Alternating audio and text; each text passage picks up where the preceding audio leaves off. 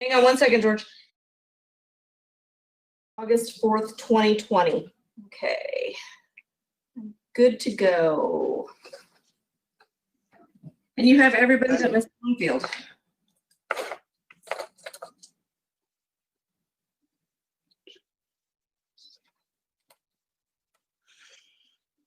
I'd like to call this meeting of the Justice Committee for August 4, 2020 to order.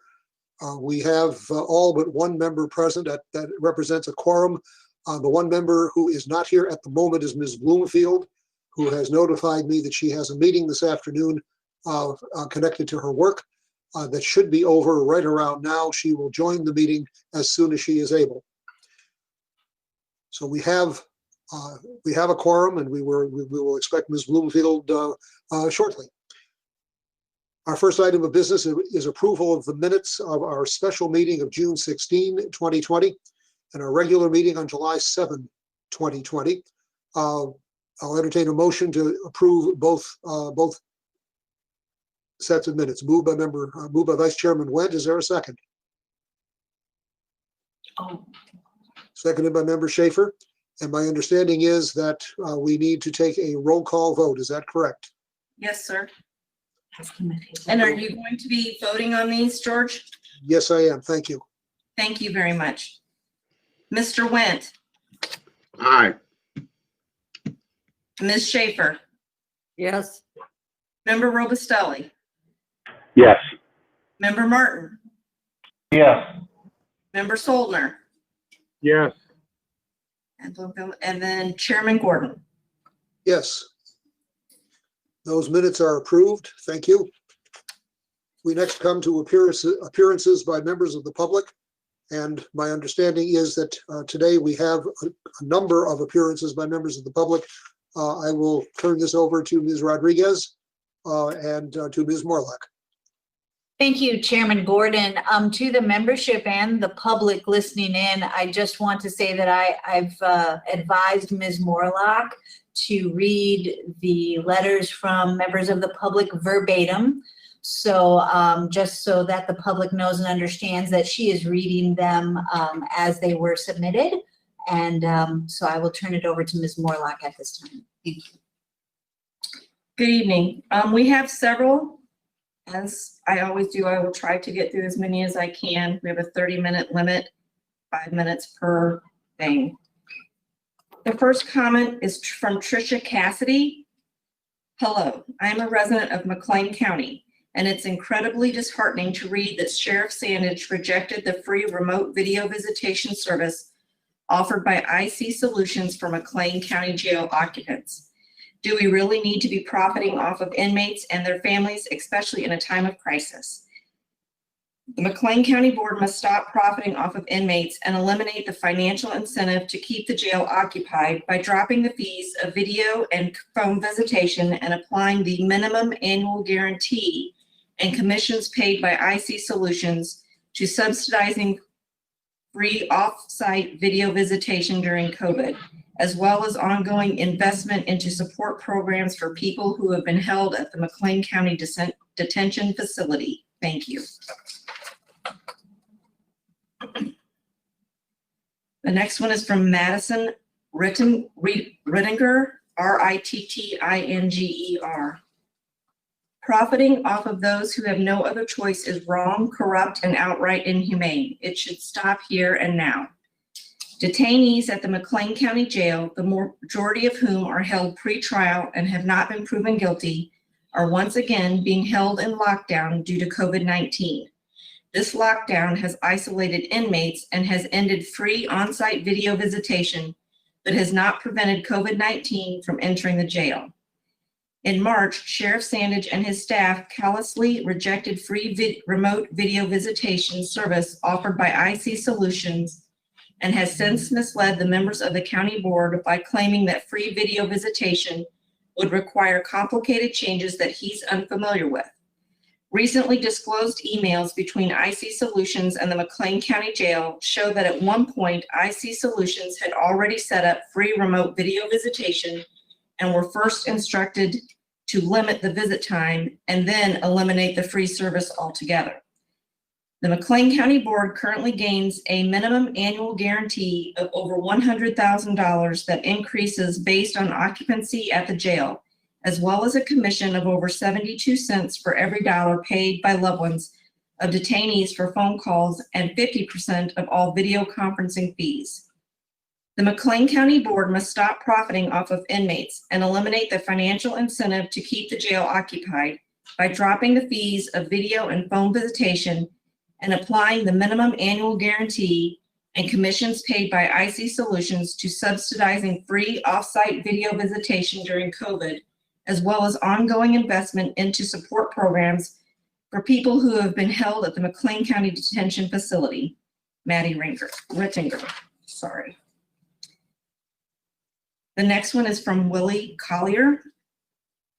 The rejection of free remote video visitation service offered by IC Solutions should be revisited. This is a free service that was given and then removed within 24 hours of usage due to a misunderstanding. Limiting the calls in order for inmates to have all time to utilize the service is understandable, but for the service to be completely removed or moved to a non-free service due to a misunderstanding hurts the inmates and their families. In difficult times such as these, allowing inmates to reach out and have connections with their loved ones is huge in boosting the mental health of families at home. With a service being deemed free by the vendor, any complications or hiccups should be discussed and fixed in a meeting and/or whatever medium is necessary to come up with a solution to dissolve any complications that may occur with the free service. Whenever a service is offered free of charge, progress and processes are usually put in place to be able to utilize these opportunities. So I do not see what makes this free opportunity any different and any less worthy of finding the time to put forth the effort of eliminating complications for the benefit of the individuals utilizing the service. Next comment is from Pat Lawler. The McLean County Jail is being operated in a manner which is devoid of any sense of fairness, decency, empathy, or compassion. Much of the problem is being caused by the sheriff, a man whose hypocrisy knows no bounds. He says he supports cash bail except when Black people are bailed out. He says he is concerned about COVID, but his employees can't be bothered to wear masks, socially distance, or abstain from shaking hands. The current crisis confronting the jail is a direct result of his willful negligence and disregard for those under his care. I imagine he would see things differently if he had a family member incarcerated at that jail. There are, however, actions that the county board can take to help matters out. First, you all need to stop profiting off of the incarceration of our community. That means no fees or commissions on voice or video visitations, and demand that Sandage institute the free remote video visitation service that he rejected and then lied to the board about, and eliminate any perverse financial incentives that encourage higher occupancy. I also find it troubling that so much money has been kicked back to the board rather than being reinvested to support programs for those being detained and those who have been recently released. It isn't right. And finally, use your position and platform as county board members to demand the decarceration of those being held at the jail pre-trial, of which there are more than 200 people. Detainees should not be placed in harm's way during a pandemic because they had the unfortunate luck of being under the care of a sheriff that doesn't give a damn about them. Thanks for your time. The next comment is from Zachary Gittrick. Well, I'm not going to say I told you so, though if I did, told you I most certainly did. By this time, I know of at least 6 people in the jail who have coronavirus. In 40% of cases, there are no symptoms. So checking temperatures just isn't going to cut it. And not a single one of you since April could be bothered to ask how often staff and inmates were being tested, because they weren't. Sheriff Sandwich blames Governor Pritzker for this. Was Pritzker sneaking into the jail at night and coughing on inmates? Why would Sheriff Sandwich allow Pritzker to do this? Pritzker is an easy guy to spot. Oh, don't make me horse laugh. I wasn't the governor that got this inmate sick, was it? It wasn't the governor that got this inmate sick, was it? The individual in question is post-trial and awaiting transfer to IDOC. The only reason Sheriff Sandwich even discovered this case was because Governor Pritzker required transfers to be tested prior to being sent to IDOC. This means Sheriff Sandwich couldn't be bothered to test the inmates until he had to. He must support the scientific method of if we don't test, cases don't exist. I'd like to see y'all try that with pregnancy tests. Oh, if we don't test, there's no way she could be pregnant. Honestly, every single one of you here, the very people who have fiduciary responsibility, have abdicated that responsibility to a sheriff who will lie like a leaky cheeseburger straight to your faces. In the past couple of months, I've not heard a single question from you about testing inmates and staff. I've not heard a single question about PPE supplies. What kind of hygiene are the inmates receiving? Are they given free bars of soap or do they have to pay for them themselves? Same questions about masks. Are the guards and the deputies wearing masks? Go look on the sheriff's Facebook page and you'll several pictures of Sheriff Sandwich with no mask on, no social distancing, spreading his nasty coronavirus, spreading hands all over people. I was peacefully protesting outside the jail just the other day.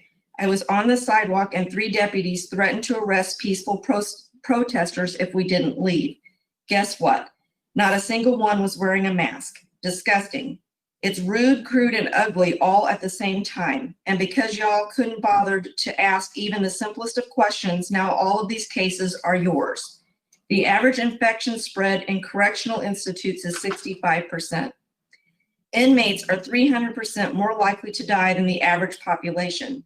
Those bills are going to be huge, all because you couldn't do the right thing and decarcerate. Those who typically defer to Sheriff Sandwich's experience need to take some personal responsibility for this. We wanted to do this the easy way, where the majority of people get to live and we have a short but strong shutdown. But no, y'all COVID idiots just had to do it your way. Us who take precautions will survive this pandemic, but I'm not so sure about y'all. Decarcerate the jail, dagnabbit. P.S. I absolutely told you so. Love and liberation, Zachary Gittrick. The next comment is from Candace Bird. So many folks in the community have warned McLean County and specific members of the Justice Committee of the pandemic reaching the insides of the jail. We were ignored and practically laughed at by Sheriff Sandwich since he had everything under control and was taking precautions. Well, it has hit the county and so many innocent lives are at stake. There are folks within the county just awaiting a bond hearing, cannot afford bond before trial, or are serving the remainder of their sentence within those county walls with no transport needed to IDOC. This is infuriating to know that COVID is going to spread like wildfire within these walls and there will be no urgent medical assistance to some of these people. I can say that with all honesty, as I know all too well what goes on behind those cell doors, especially in the medical area. It is not to say that the medical staff are incompetent, but the attention and care that is given to each individual there is less than subpar, if not inhumane. These are human lives we are talking about and not CO, officer, or sheriff, and no CO, officer, or sheriff bothered to wear a mask or take those precautionary measures Sandage speaks so highly of, if they even bothered to get tested. In order to prevent this, I apologize, I'm going to read that again. These are human lives we are talking about, and no CO, officer, or sheriff bothered to wear a mask or take these precautionary measures Sandage speaks so highly of, if they even bothered to get tested, in order to prevent this from happening. This is no one's fault but McLean County, not Pritzker, and definitely not the inmates. What will you do now, MCDC? If one person dies, there could be several lawsuits coming your way. Take a moment to think on that while you're suing Governor Pritzker. Let's not even mention the fact that you refuse to let these folks contact their loved ones in an affordable, free manner. The community is well aware that Sheriff Sandage declined IC Solutions' proposal to offer free video calling during the pandemic.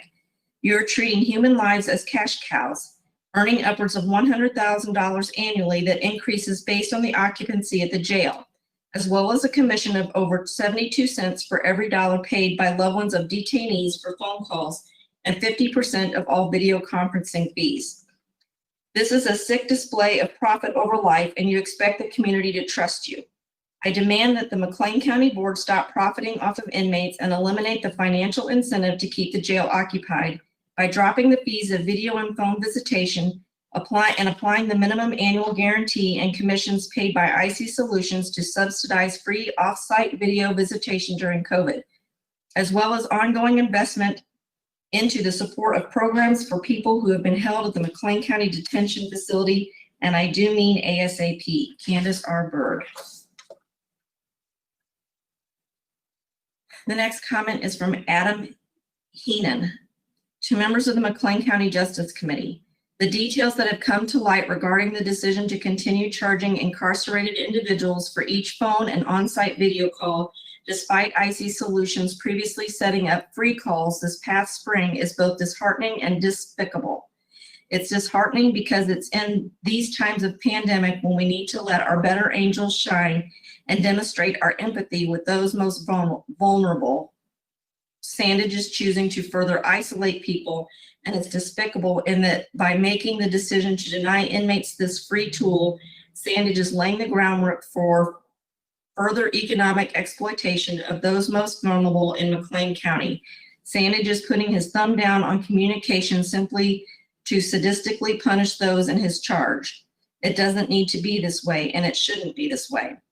The McLean County Board must stop profiting off of inmates and eliminate the financial incentive to keep the jail occupied by dropping the fees of video and phone visitation and applying the minimum annual guarantee and commissions paid by IC Solutions to subsidizing free off-site video visitation during COVID, as well as ongoing investment into support programs for people who have been held at the McLean County Detention Facility. From Adam P. Heenan. The next comment is from Doug Cook. Hello, I am once again writing in regards to operations taking place at the McLean County Jail. I'm quite upset with the conditions these inmates have been subject to since the COVID-19 lockdown. Given the current lockdown measures at the jail, they have not been able to stop the spread of COVID-19 at the facility. Furthermore, there has been little transparency as to what these measures even are, with their specifications last updated on March 12th. Also, it is plain wrong that these inmates do not have access to free video visitation services, especially remote services. It's recently came to light that IC Solutions had already set up the infrastructure for free consultation services, but were instructed to eventually end the program altogether. To me, this tells me that cruelty is the point of these actions, or that McLean County Jail may have something to hide. Also, it is a massive conflict of interest when the jail receives funding based on incarceration rates when they are also profiting off of the video call services. I understand that there are basic needs that must be provided to the inmates, employees, and facilities, but having for-profit visitation services incentivizes incarceration, even if the profit isn't much. Overall, I believe the way a country, and community treats its incarcerated population makes a big statement about its values as a whole. We must do better, as I know most citizens are appalled to hear about the lack of free video consultation services. I am tired of hearing my representatives say my hands are tied on this issue, as they not only disgrace themselves, but our community at large. I ask that McLean County eliminate financial incentives gained from incarceration by eliminating all fees associated with video conferencing services. Also, I demand more transparency to the changes made to daily operations due to COVID-19. If these people cannot easily reach their families on the outside, how are we to expect the McLean County Jail doesn't have something to hide? Regards, Doug Cook. Olivia Butts. At this point, you should know that COVID has reached the McLean County Jail. It is your responsibility to do whatever you can to make sure the folks incarcerated there survive this pandemic. I realize you personally cannot decarcerate the jail, but have you done what you can to make sure that folks there are safe?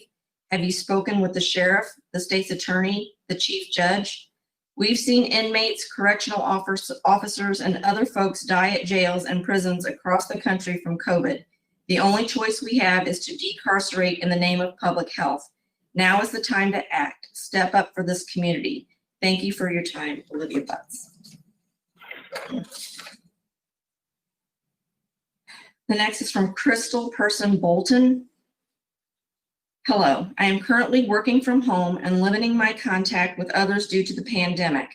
I worry every time I or my family leaves the house, visits our parents, that we will end up bringing this harmful and often deadly virus into my home. The detainees at the McLean County Jail, the majority of whom are held pretrial and have not been proven guilty, are once again being held in lockdown due to COVID-19. This lockdown has isolated inmates and has ended free on-site video visitation, but has not prevented COVID-19 from entering the jail. I can't imagine the fear they all must be feeling being away from their loved ones, locked away, secluded during this scary time. And more needs to be done to allow them the basic freedom of being able to talk to their loved ones, because the cost is too high for many people in our community. In March, Sheriff Sandage and his staff callously rejected free remote video visitation service offered by IC Solutions, and has since misled the members of the county board by claiming that free video visitation would require complicated changes that he's unfamiliar with. Recently disclosed emails between IC Solutions and the McLean County Jail show that at one point, IC Solutions had already set up free remote video visitation and were first instructed to limit the visit time and then eliminate the free service altogether. The McLean County Board currently gains a minimum annual guarantee of over $100,000 that increases based on occupancy at the jail, as well as a commission of over 72 cents for every dollar paid by loved ones of detainees for phone calls and 50% of all video conferencing fees. The McLean County Board must stop profiting off of inmates and eliminate the financial incentive to keep the jail occupied by dropping the fees of video and phone visitation and applying the minimum annual guarantee and commissions paid by IC Solutions to subsidizing free off-site video visitation during COVID, as well as ongoing investment into support programs for people who have been held at the McLean County Detention Facility. Thank you, Crystal Person. Next is from Stephen Robinson. Hi, my name is Stephen Robinson. I am a teacher living and working here in Bloomington Normal. I hope this message finds you well. I find it hard to believe that our community would continue to incarcerate people in our jail who have yet to be found guilty of committing any crime, especially during a global pandemic.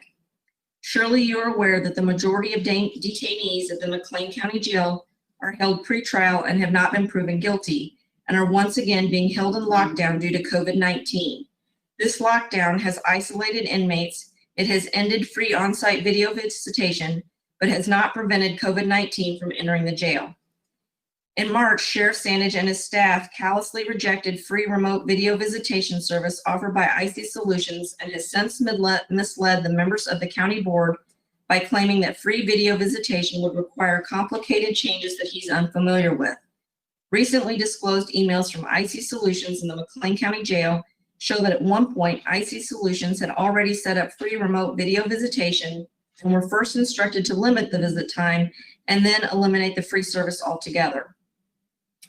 I find it morally atrocious that the McLean County Board currently gains a minimum annual guarantee of over $100,000 that increases based on occupancy at the jail, as well as a commission of over 72 cents for every dollar paid by loved ones of detainees for phone calls, along with 50% of all video conferencing fees. The McLean County Board must stop profiting off of inmates. You need to immediately eliminate the financial incentive to keep the jail occupied by dropping the fees for video and phone visitation. Further, act to apply the minimum annual guarantee and commissions paid by IC Solutions to subsidizing free off-site video visitation during this COVID crisis, as well as ongoing investment into support programs for people who have been held at the McLean County Detention Facility. Please don't be a bunch of heartless goons. Sincerely, Stephen Robinson. Next is from Kate Brunk. I'm concerned and deeply disappointed that the McLean County Board ever decided it was in the best interest of McLean County to profit from incarceration through the video visit contract it created with IC Solutions. But the fact that this has continued during the pandemic truly disgusts me. This is not acceptable. We should be coming together as a community to support one another, including those who are incarcerated. That's how we build a strong, resilient community, something we need now more than ever. The majority of folks in the jail are being held on cash bail, which means that if they had the financial resources, they would not be incarcerated. I encourage each of you to amplify the community's demand to decarcerate anyone being held on cash bail or who is incarcerated for a non-violent offense. This incarceration does not keep our community safer. It puts all of us more at risk and erodes public trust.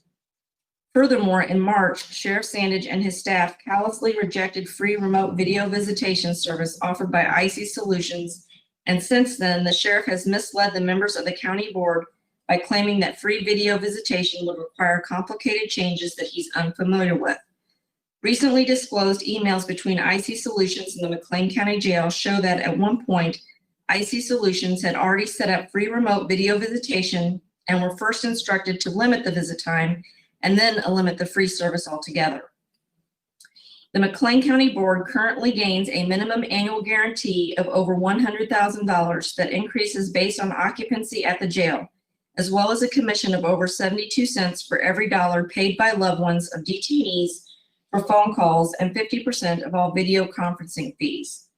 The McLean County Board must stop profiting off of inmates and eliminate the financial incentive to keep the jail occupied by dropping the fees of video and phone visitation. The board must also redirect funds from the minimum annual guarantee and commissions paid by IC Solutions to subsidize free off-site video visitation during COVID and invest in support programs for people who have been held at the McLean County Detention Facility. Best regards, Kate. The next is from Leah Penson. In the midst of a pandemic affecting every living person, I have seen many photos of police officers not acknowledging social distancing guidelines or wearing masks. Detainees do not have the option to leave this environment and avoid the individuals who are putting their own and others' lives at risk. In addition to this, free on-site video visitation accessibility was removed and detainees no longer have the ability to virtually speak with loved ones. Not only is this cruel and callous, it's inhumane. The McLean County Board must stop profiting off of inmates and eliminate the financial incentive to keep the jail occupied by dropping the fees of video and phone visitation and applying the minimum annual guarantee and commissions paid by IC Solutions to subsidizing free off-site video visitation during COVID, as well as ongoing investment into support programs for people who have been held at the McLean County Detention Facility.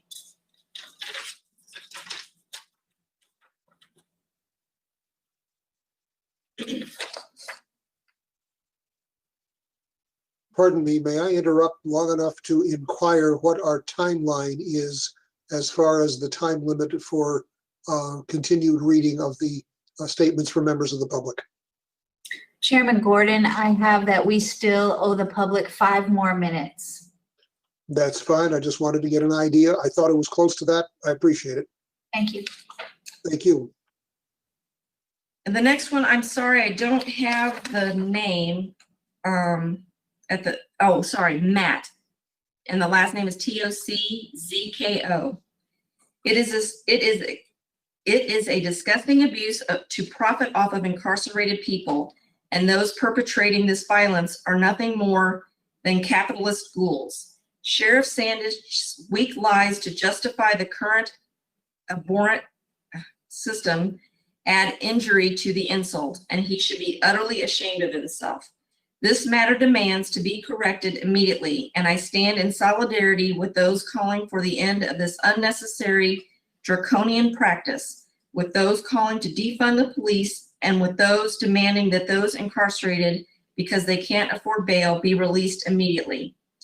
Detainees at the McLean County Jail, the majority of whom are held pretrial and have not been proven guilty, are once again being held in lockdown due to COVID-19.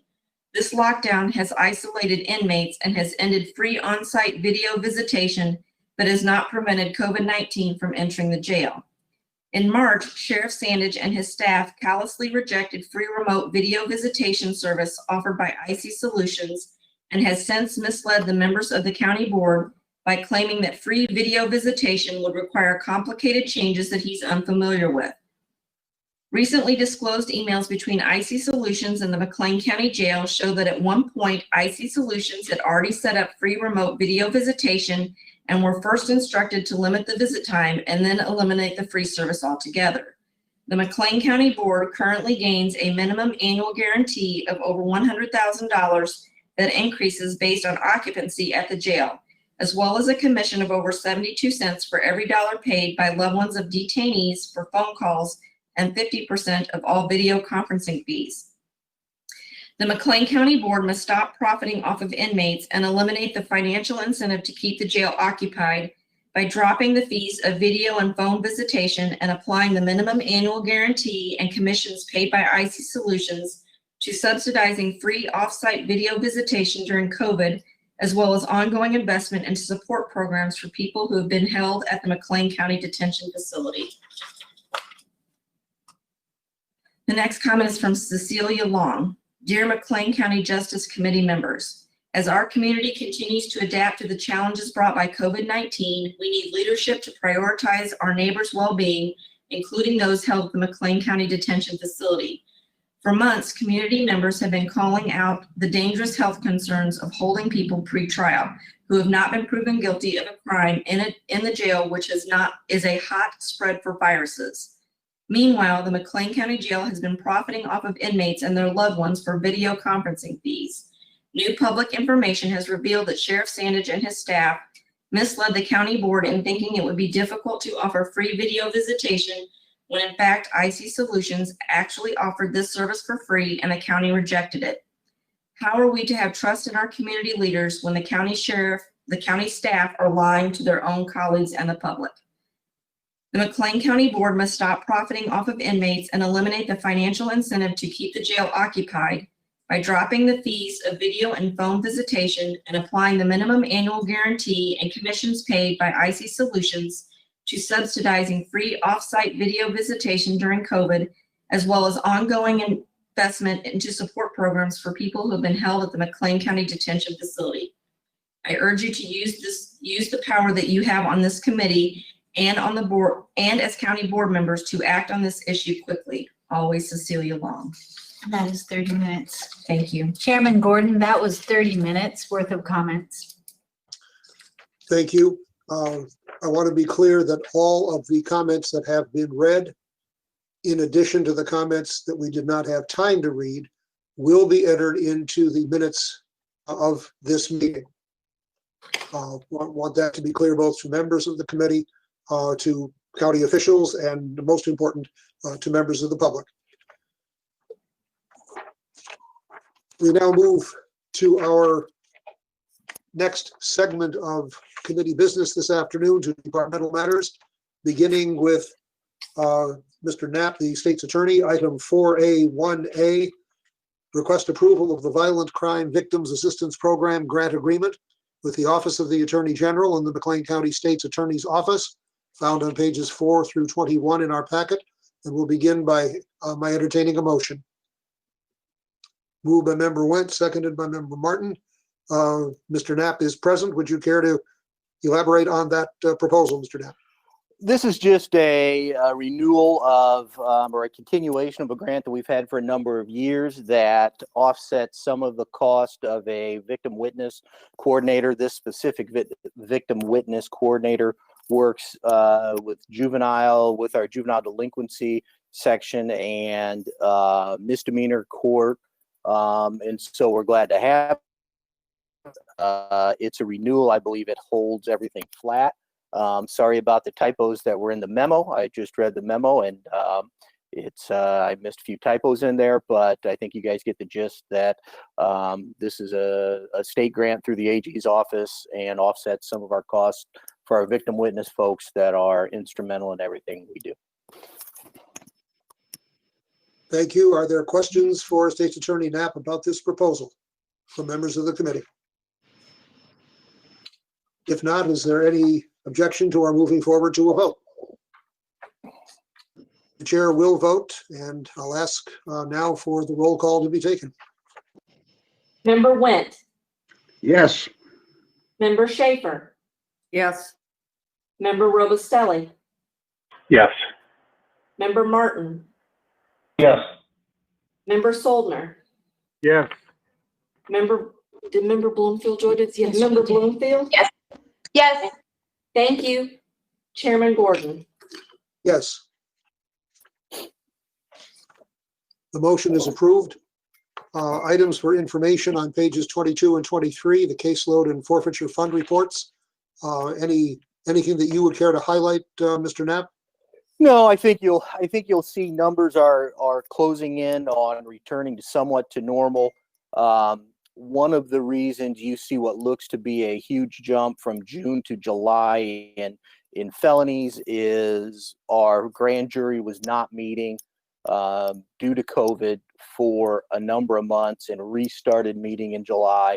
And so there were some cases that rather to go through an alternative charging process that we prefer to take to the grand jury. And so we've had some really busy weeks with the grand jury. For social distancing purposes, we've been meeting in the government center, in the county boardroom. It's the biggest room that we have, but we also believe we'll be able to return to a big room in the Law and Justice Center in short order. We've done some measurements and believe we can properly social distance there. I think you'll also see, and I think everybody understood this, the one thing that law enforcement has been very upfront about were the increase in domestics with people locked down to COVID. I think we've all said that there will be a bill come due when kids start seeing mandatory reporters along those same lines. I think you see an increase in abuse and neglect cases, and we're on track now for a significant increase this year of abuse and neglect cases from past years. Some of that certainly has to do with an added focus on DCFS at the state level for some as a result of some high profile cases that hit the media months or a year or so ago, and others just it's, I think, a little bit of a byproduct of what happens when families are locked up together. And so those are disturbing trends that we're keeping an eye on. So, and I think you'll also see, and we've touched on this every month for the last couple, we continue to spend money out of asset forfeitures to offset costs of so we don't have to spend it out of property tax funds to upgrade our IT infrastructure at the State's Attorney's Office. And again, with COVID and I shouldn't say forced, COVID, we were fortunate to be able to update some of our IT infrastructure to allow people to work from home as much as possible, to add some things that were needed that the State's Attorney's Office can use in various courtrooms. And now some of the expenditures that you're seeing are related to the need to store additional video data. Since the advent of dash cams and now, of course, body cams, the amount of video data that we are storing is unbelievable.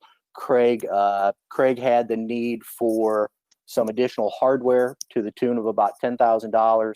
That wasn't necessarily budgeted for, so we have paid for that out of asset forfeiture funds instead of property tax dollars, and that is the vast majority of expenditures that you're seeing out of there. Generally, you'll see expenditures. We do almost all of the state's attorneys' CLEs and training and continuing legal education requirements out of there, but that's also been a little bit locked down. We haven't had to spend a lot for that. It's been online mainly. Of course, nobody's traveling to go to those, and so that greatly reduces the cost of some of that. But that $30,000 again is a rolling $30,000 for the calendar year. And that is almost exclusively all IT related. So other than that, I'd be happy to answer any questions. Thank you for that information. Are there questions from members of the committee for State's Attorney Knapp? Seeing none. Don, thank you very much. Appreciate the information. You're welcome. We move now to 4B. Mr. Donovan, Court Services. Mike, welcome. Mr. Donovan Welcome. brings this afternoon 5 items for action, and we'll take them in order. Item 4B1A, request approval of an agreement between McLean County Court Services and Kevin Crutcher to provide counseling services, pages 24 through 28. I'll entertain a motion. Moved by Member Schaefer, seconded by Member Wendt. Mr. Donovan, anything in particular about this that you would wish to bring to our attention?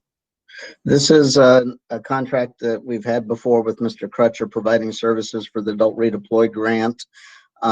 He's done this for a number of years, and there's a small change in this one that it has gone up this year because I was able to get a little bit more money from Adult Redeploy, but the essence of the contract's the same. Thank you. Are there any questions for Mr. Donovan about this contract proposal? Member Schaefer. So you were able to get more money on the grant. Does that mean that he's going to spend more time and have more hours too? Correct. Yes, he originally we'd had up to 16,000 on one of his contracts, and it got cut in half last year, and I got it back up to 13,000. So he'll be able to provide more services and follow up trauma services with clients. Thank you for that. Are there other questions? Hearing none. Proceed to the roll call, and the chair will vote. Member Wendt, Aye. Member Schaefer, Yes. Member Robustelli, Yes. Member Martin, Yes. Member Soldner, Yes. Member Bloomfield, Yes. Chairman Gordon. Yes. Item B1C, request approval of an emergency appropriation ordinance. I need number 2. Did I miss that somewhere? Or did I? I'm sorry, we are on B1B. My apologies. Thank you, sir. Let me back up. Thank you. Item B1B, request approval of an agreement between McLean County Court Services and the Center for Youth and Family Solutions to provide evidence-based treatment and coordination services, pages 29 through 33 in our packet. I'll entertain a motion. Moved by Member Soldner, seconded by Member Bloomfield. Questions, comments, or discussion? Mr. Donovan, anything you would care to add to that, to what we have before us in writing? This is another Adult Redeploy, and it's an addition this year. We've done business with them before in this grant and didn't last year, and we've added them back this year to provide some trauma follow-up care and seeking safety for the clients that need trauma care. Thank you.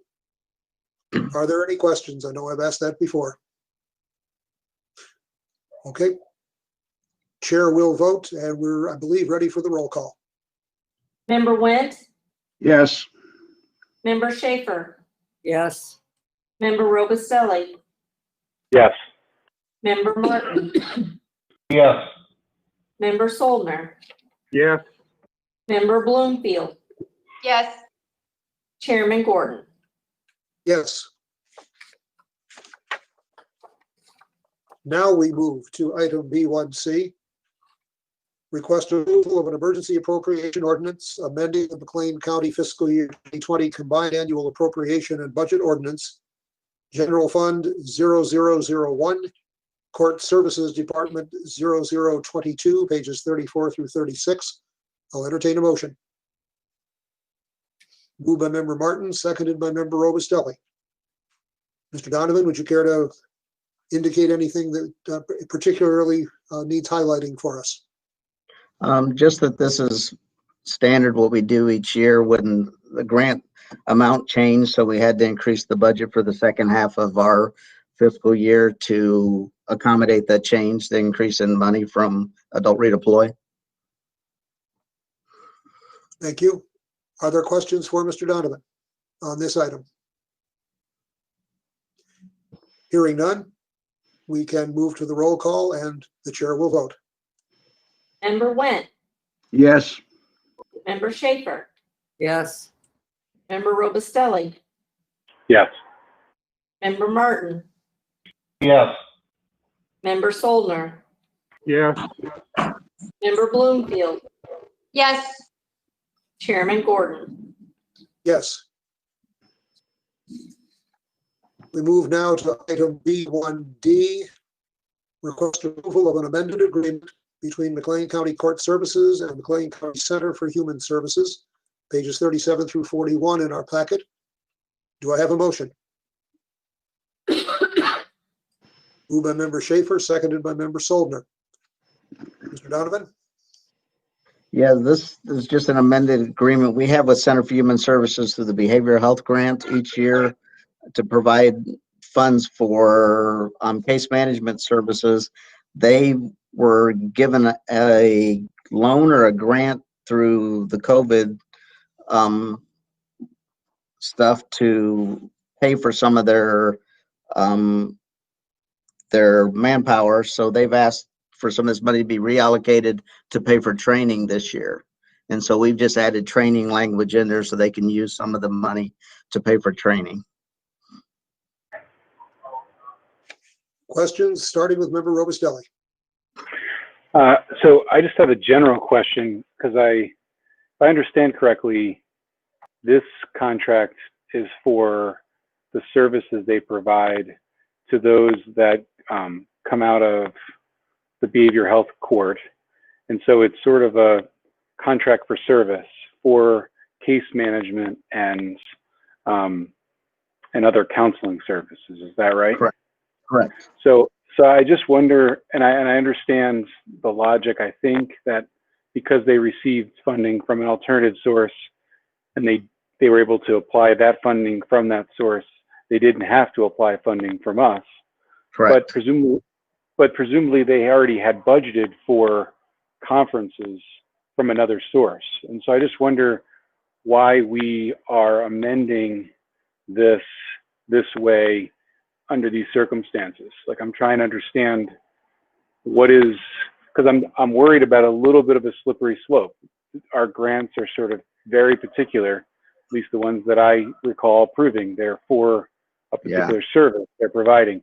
This then opens the door for other grantees in other parts of the organization to say, hey, I didn't have to spend this money, so do you mind if I buy supplies or do this? So I just wonder if either you or Susan or somebody could tell me that this is not, where we shouldn't be worried about this problem. Yeah.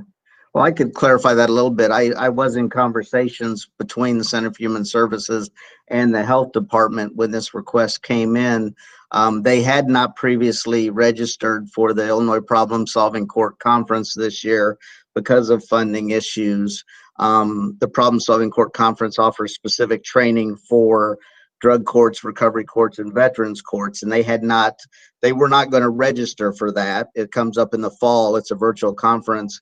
And then when this happened, they sent me a message and asked if they could possibly move the money to sign up for that conference, which would better equip some of the, especially the newer staff, to handle the needs of these special clients. And I got a hold of Amy Hancock at the Health Department, who I did all this through, to check with them first before I even approached anybody.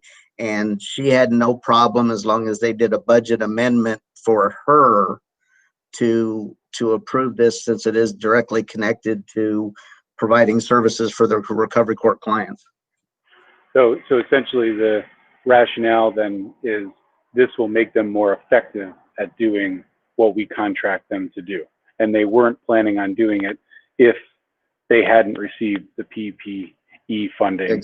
They wouldn't have been able to do it. Okay, that's helpful. Exactly. Exactly. Thank you, Carlo. Member Schaefer.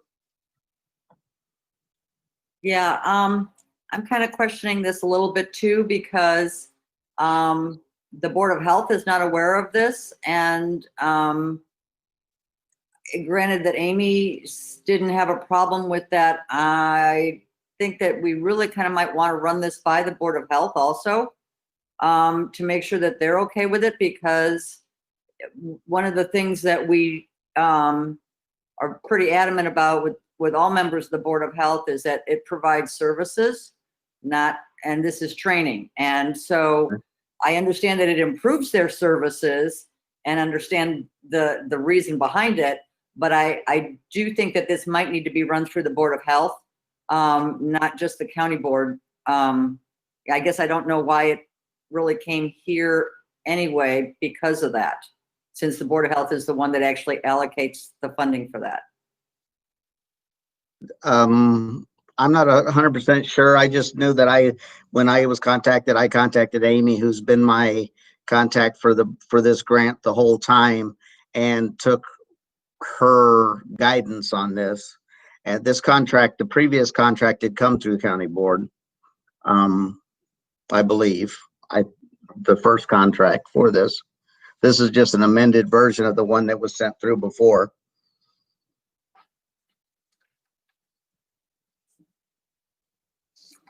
So, Mr. Chairman, may I ask Member Schaefer just a follow-up question?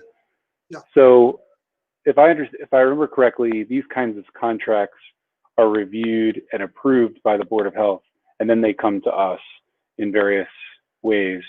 So, is your concern that this didn't go there first and then come to us? Is that the typical way this would work? Yeah, because they're actually, I mean, I haven't seen the contract, the entire contract with,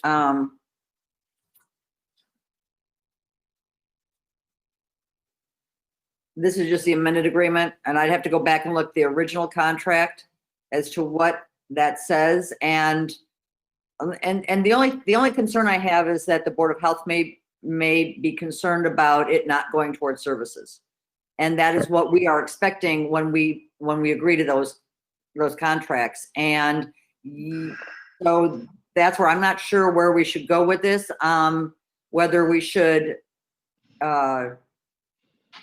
table this till maybe a stand-up. Well, because our Board of Health meeting is next week. And so I think we can talk about it at the Board of Health meeting, or make sure we get it on the agenda if that needs to be on there. And then just table this to a date certain to have it at stand-up to approve that. Is that an idea that we can go with? Although I see Cassie standing there, so maybe she can enlighten us a little bit more on this one. Ms. Taylor's appearance suggests the possibility of directing some questions to her. Ms. Taylor. I'm hopeful for that. Yes, thank you. Thank you. So I just wanted to clarify that the agreement between the Board of Health is with the Court Services Department.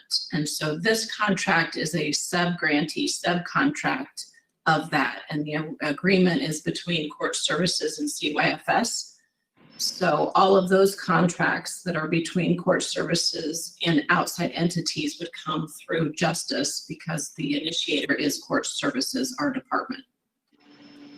The agreement with Board of Health, it was my understanding that the numbers did not change in that contract.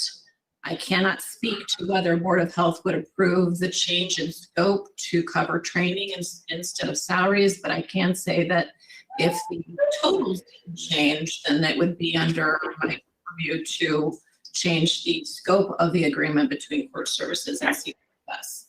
So I hope that lends some greater understanding to how we came to this department for this contract, or this committee, I should say, for this contract.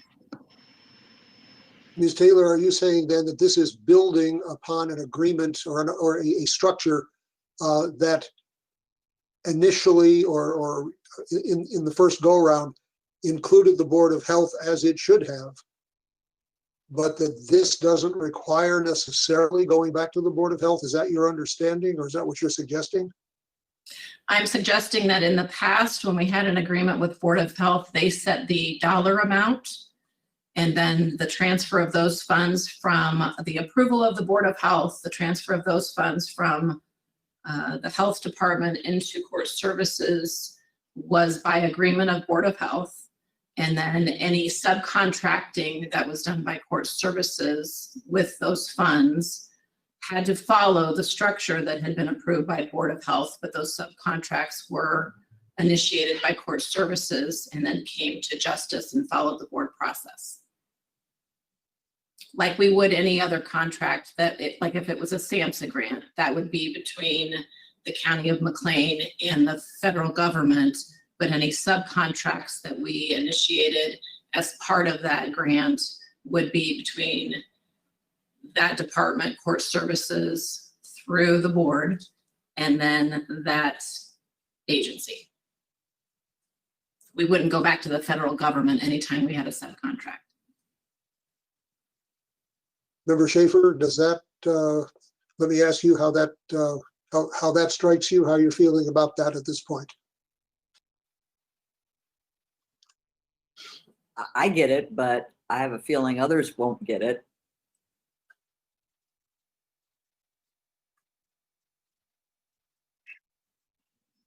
Let me raise a brainstorming question, and I am not advocating this. But let me ask what impact it would have if we waited to a stand-up prior to the August County Board meeting. As one option.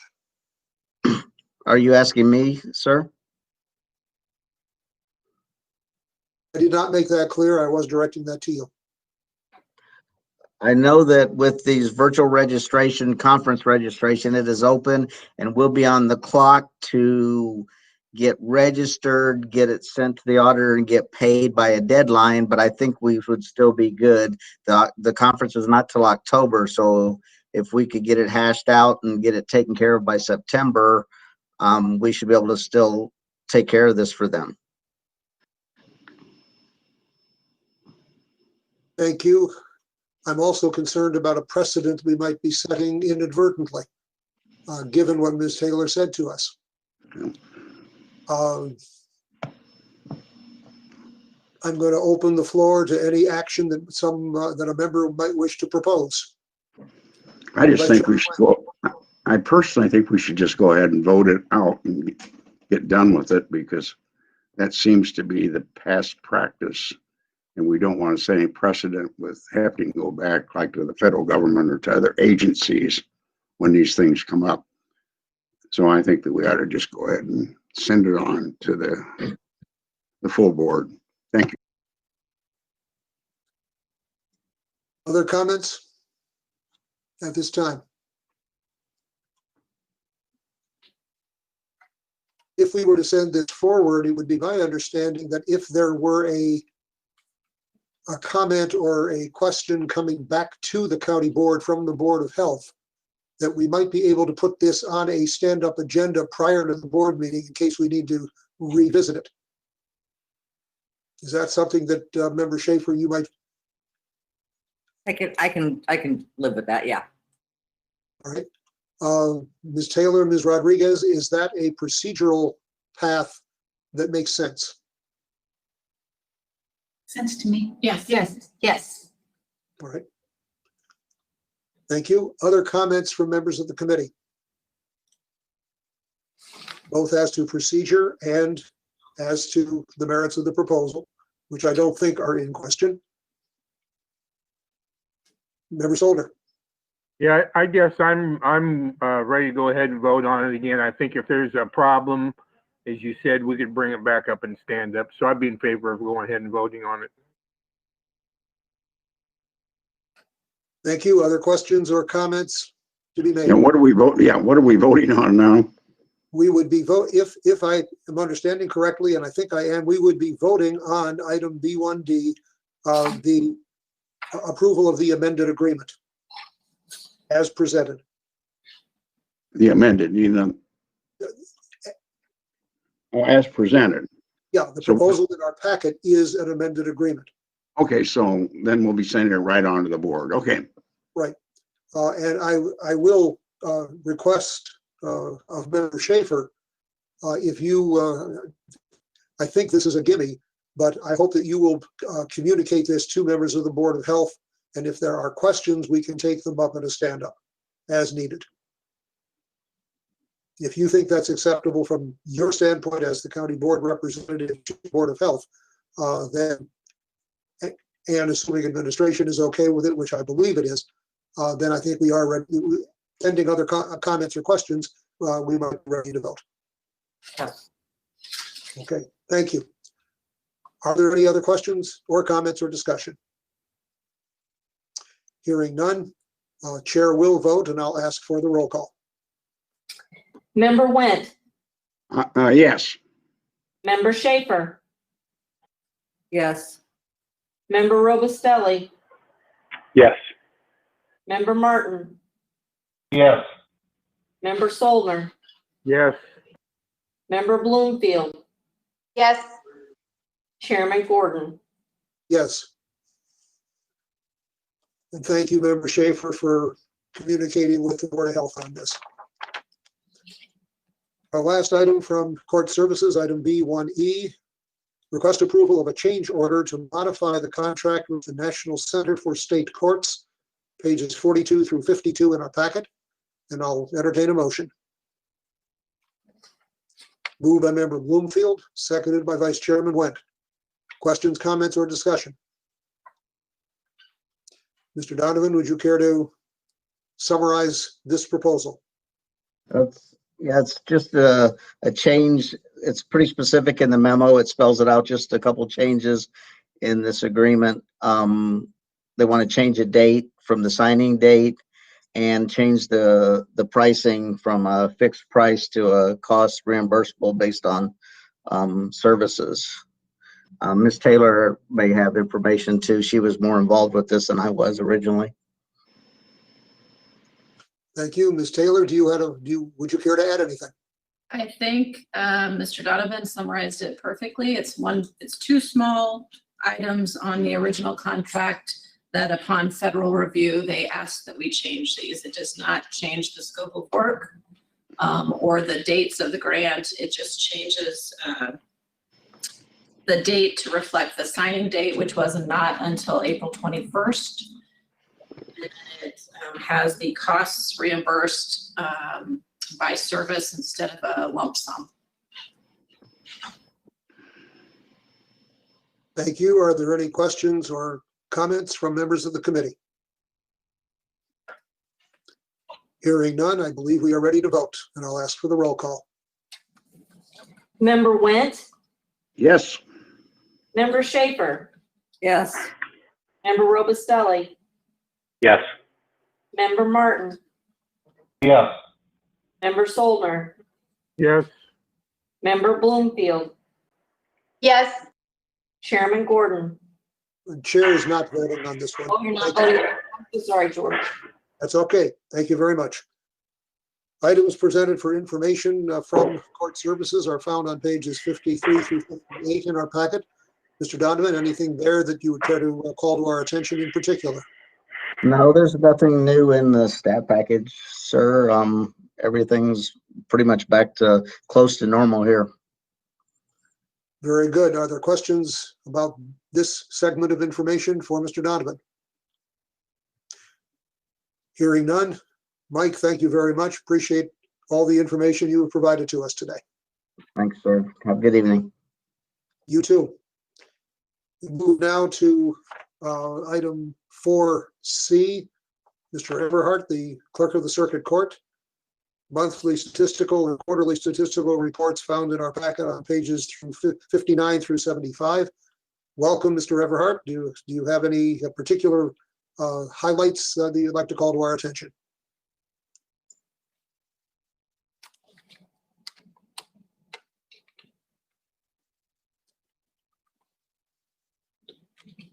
Don, are you there?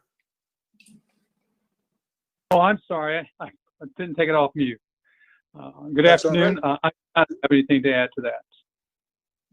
Good afternoon to you. Thank you. Questions for Mr. Everhart from members of the committee? Hearing none, thank you very much. Appreciate it, Don. Be well. Thank you. Have a good evening. And you too.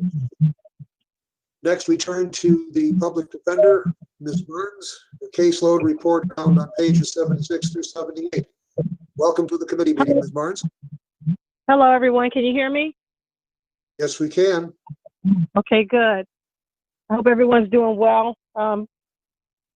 Me and my office are certainly working hard, trying to stay safe and keep everything going in the public defender's office. I don't have anything else to add to my report. Thank you.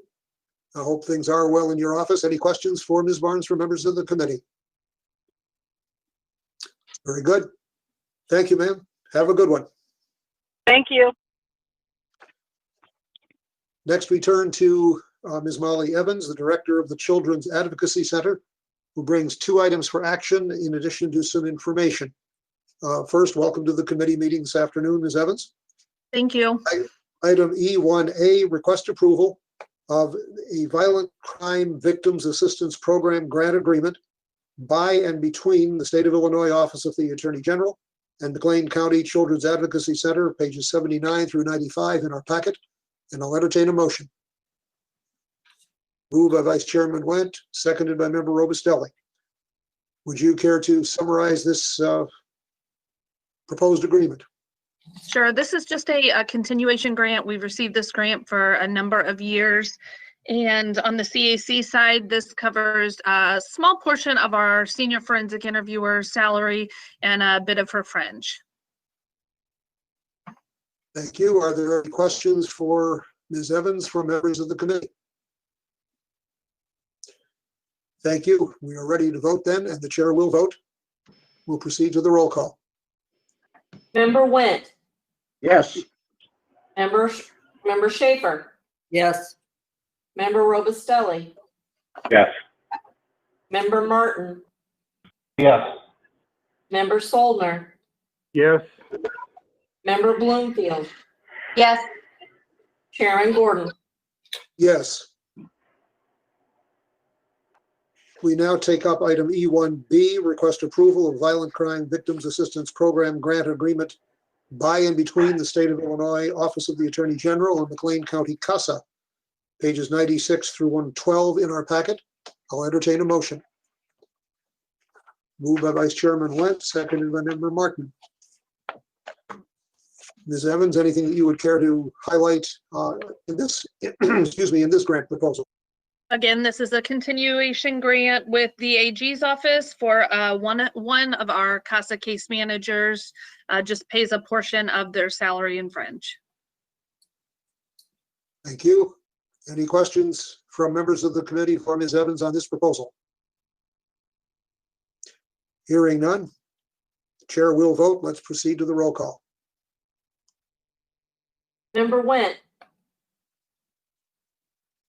Yes. Member Schaefer. Yes. Member Robustelli. Yes. Member Martin. Yes. Member Soldner. Yes. Member Bloomfield. Yes.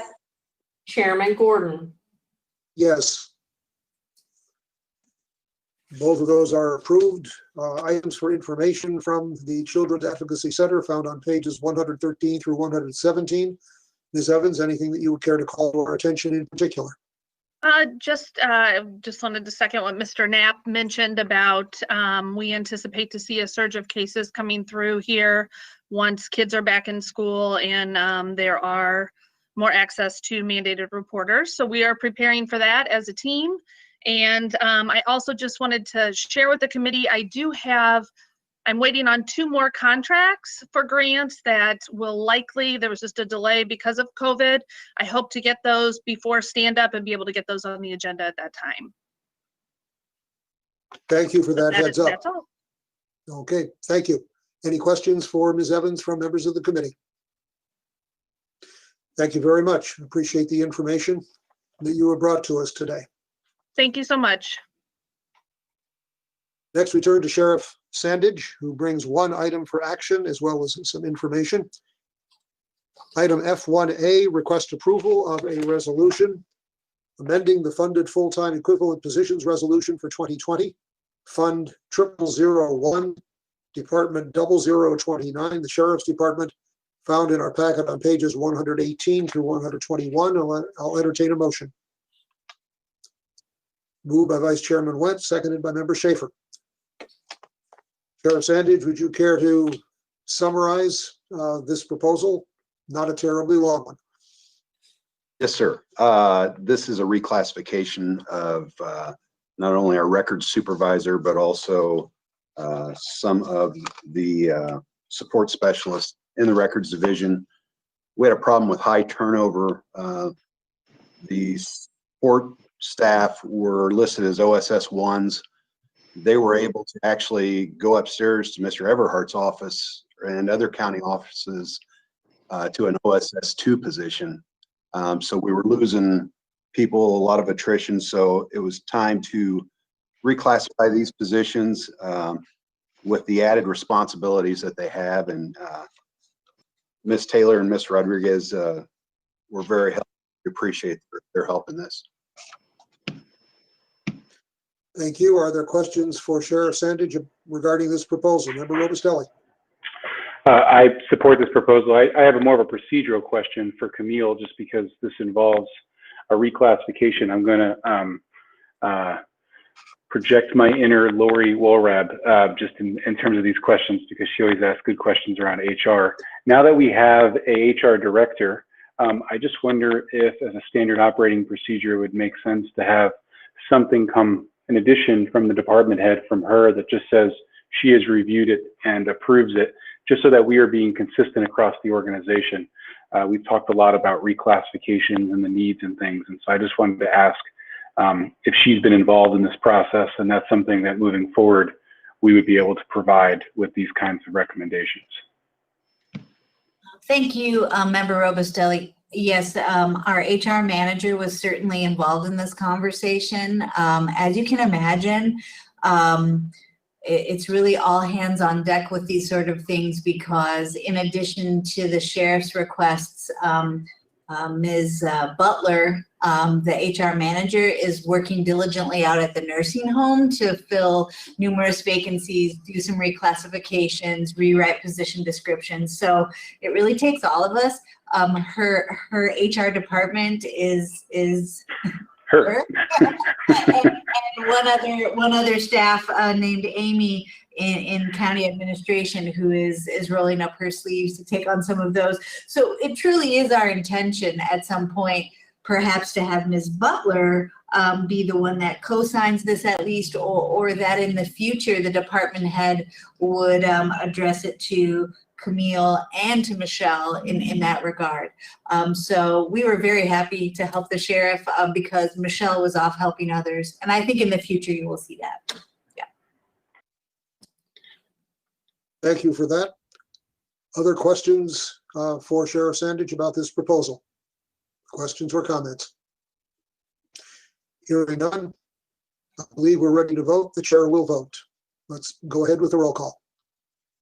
Member Went, Yes. Member Schaefer, Yes. Member Robustelli, Yes. Member Martin, Yes. Member Soldner, Yes. Member Bloomfield, Yes. Chairman Gordon. Yes. We have items for information. The monthly statistical report from the Sheriff's Department found on pages 122 through 125 in our packet. Anything there, Sheriff, that you would care to call to our attention in particular? No, I'll cut that one short, as I'm sure you have questions on other issues. Thank you. Are there other questions to be directed to the sheriff at this time? Member Soldner. Thank you, Mr. Chairman. I've been following the issues that the jail's been having with the Department of Corrections, and the fact that they haven't been, in the past, hadn't been taking inmates there, haven't accepting. I was wondering if you could update us on that. Yes, so I was part of a lawsuit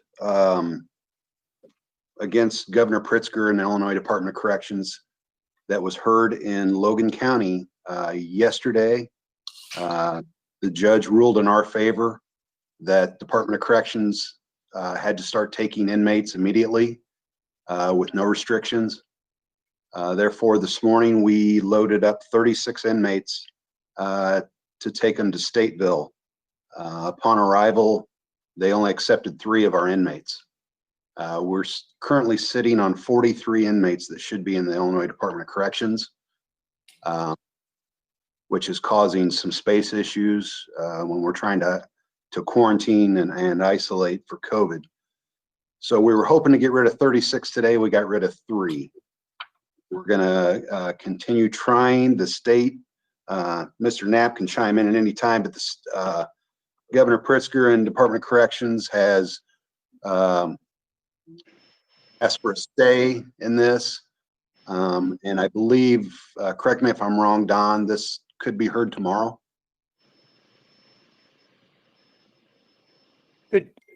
Could be, Sheriff.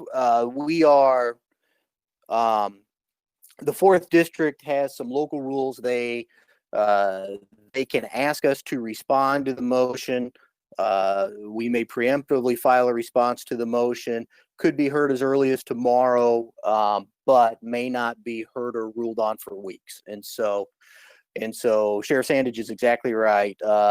We secured an order from the court in Logan County, directing, granting a writ of mandamus, directing the wardens at the intake centers and the governor and the director of the Department of Corrections to fulfill their duties, non-discretionary duties to accept inmates.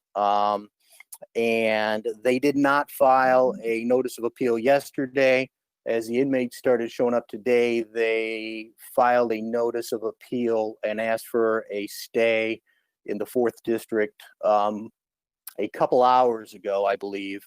And so we're working through that process right now. The appellate court is not constrained by traditional timelines for other things. So they could rule later tonight on the motion if they wanted to, the way the appellate court operates, or they could come sometime tomorrow or 2 weeks from tomorrow. We just don't know. And can I ask, what is their argument? What is their reasoning? Why are they not accepting these inmates? They believe it is within their discretionary authority to refuse to accept the inmates. We believe it is a mandatory duty under state statute. So far, our arguments have carried the day in Logan County. And the reason Logan County is because there is a reception area in Logan County. There's an intake facility in Logan County. So it's one judge, it's one order. And this will, as again, if you guys are probably sick of hearing me say this, but COVID is going to be the full Lawyer Employment Act for a long time. And this will play itself out in the courts of review in the state of Illinois for some time. We were glad they started taking some inmates. You know, Sheriff Sandage has a process in place, or had a process in place by which people coming to the jail, and you've seen the numbers from my report going up as people come to the jail and are charged with crimes. Judges make determinations of whether they should be in jail or not be in jail. And John had a system in place where we could quarantine folks for 14 days and then move them into general population, but with 40-some inmates, and not just 40-some inmates sentenced to the Department of Corrections that should be in the Department of Corrections. We currently, by my count, have 5 convicted murderers sitting in jail awaiting sentencing. So those numbers are only going to rise. And we needed to do all we could. And not only would the Department of Corrections not take them, but they are financially responsible for them. They wouldn't even negotiate a rate to pay the county for housing these inmates. So it's ungodly expensive. COVID's not a great situation for anybody. And that's where we stand today. I'll be quiet unless anybody else has questions for me. So John, why did they only take 3? Then was Stateville, were they full, or they say we're going to take 3 and that's all we're going to take? They were stating that they had a capacity of 184 inmates that they could take today, single bunk, and they stopped at that. I don't know any other reasons other than they said they were full. Okay. All right. Thanks. Yeah, I want to make a comment.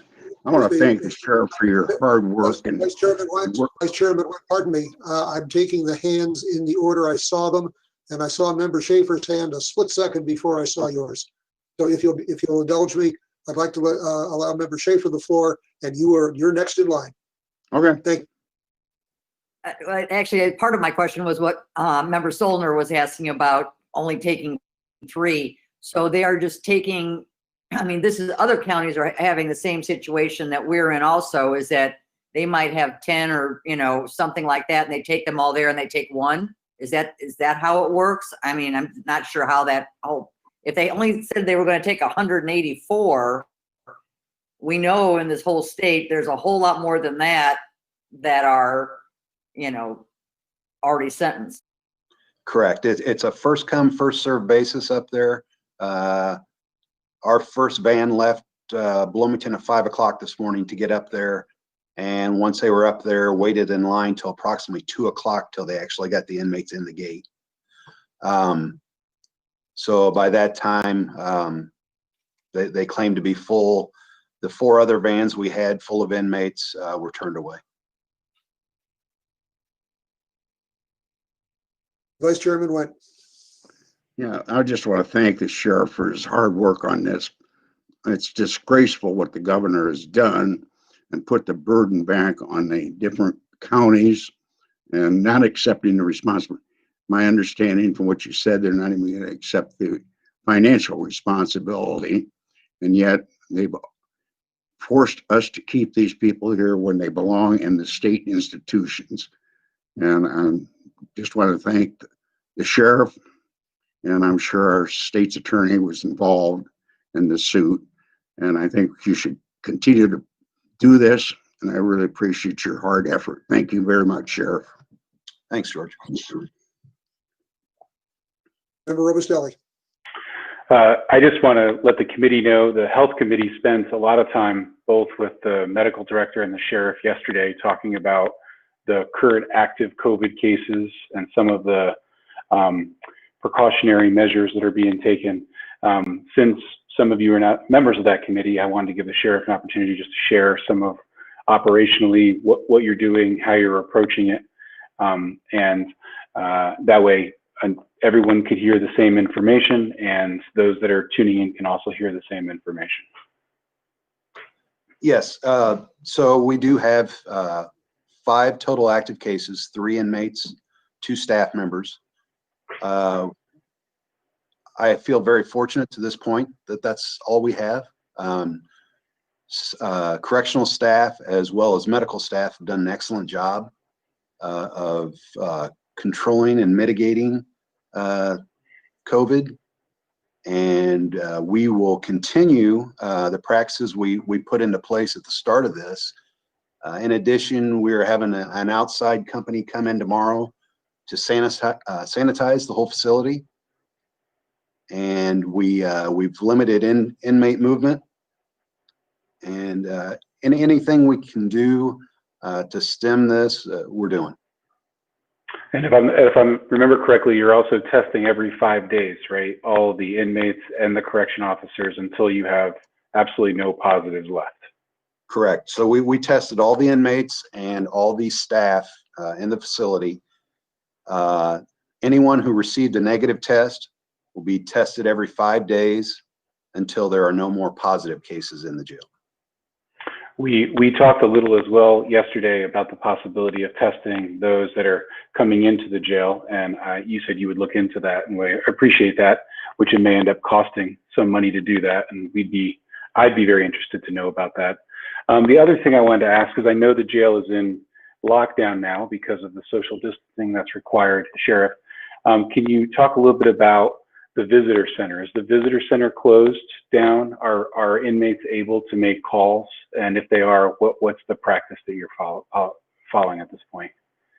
Contrary to some information that's out there, in-person video visitation at the jail is open, has been open since June 1st with no restrictions.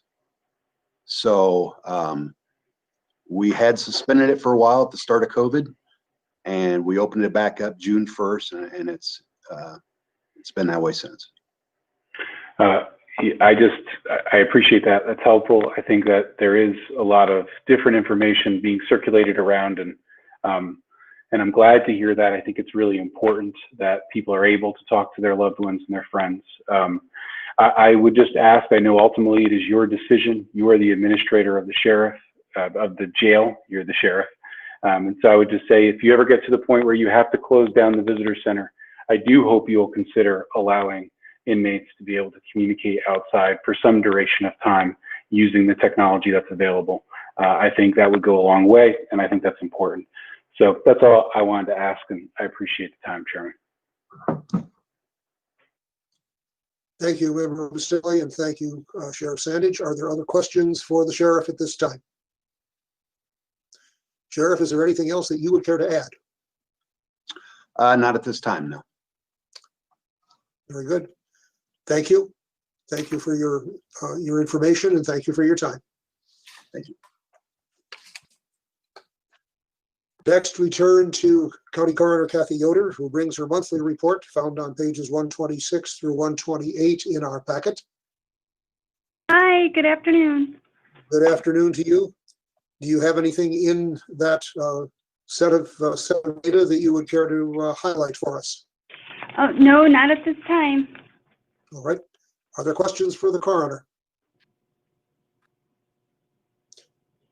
Very good. Thank you very much. And thank you for joining us this afternoon, Ms. Yoder. Yes, stay healthy. Bye. And you too. Thank you very much. Ms. Rodriguez. Thank you, Chairman.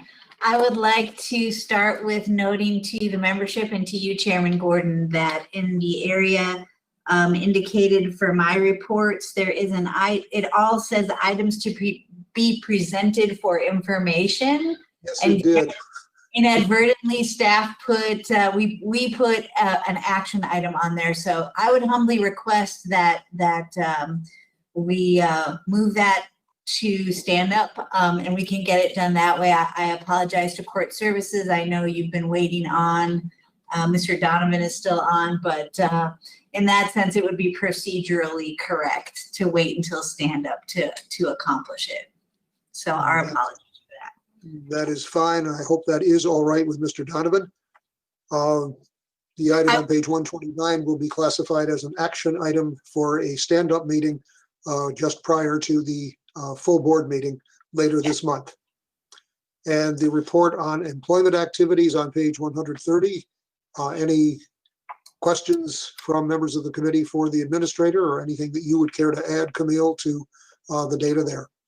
I don't have anything to add, Chairman, but I will be happy to answer questions. Very good. Any questions then? Hearing none. Is there any other business and communication to come before the committee at this time?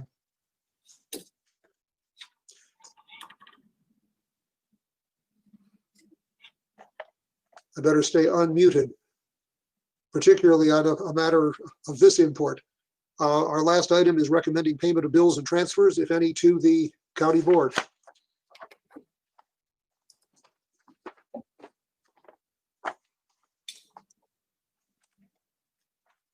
Ms. Rodriguez, for some reason, I don't have the bills and transfers in front of me. Ms. Morlock is going to retrieve them, so it should just be a moment, and she will get them for you. Thank you. Yes. Really certain that I have them, and all of a sudden,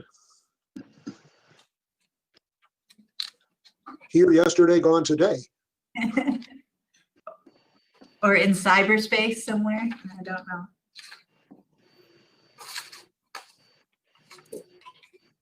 You may have more than one action item at stand up. Right? She should be back shortly. She just had to go into our administrative office, so. Thank you. Yes. I thank the committee members for their patience.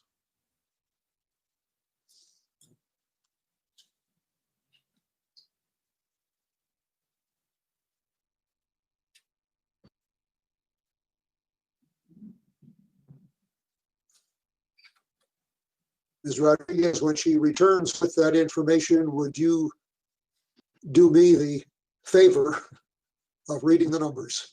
I would be happy to do so. Thank you.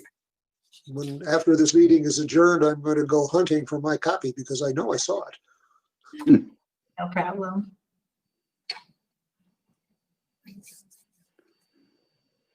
With my apologies to the committee.